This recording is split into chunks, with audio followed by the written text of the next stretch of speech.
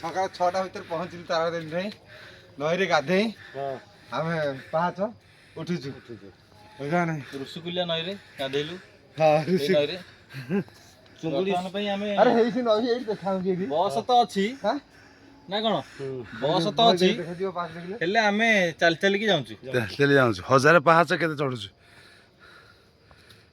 ନଈଟା ଦେଖୁନୁ ଗୋଟେ ଖୁସିରେ ଆଉ ନାଇଁ ଦେଖାଯିବନି ସେ ଉପରେ ନଈ ଦେଖାଯାଉଛି ଏଠି କ୍ଷିତି ତ ଦେଖାଯିବ କ୍ଷିତି ହାଇଟ୍ ବି ଦେଖାଯିବ ଭିଡ଼ିଓଟା କଲେ ହବ ନା କହିଲେ ଆସ ଆସ ଆସ ସେ ପଛରେ କରିବ।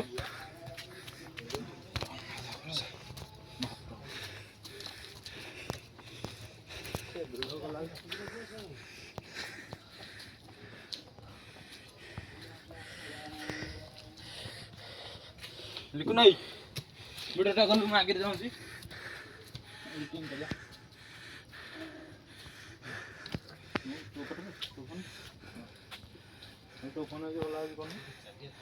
ତଥାପି ଆମେ ପଳେଇ ଆଇଲାଣି ମୁଣ୍ଡି ଯା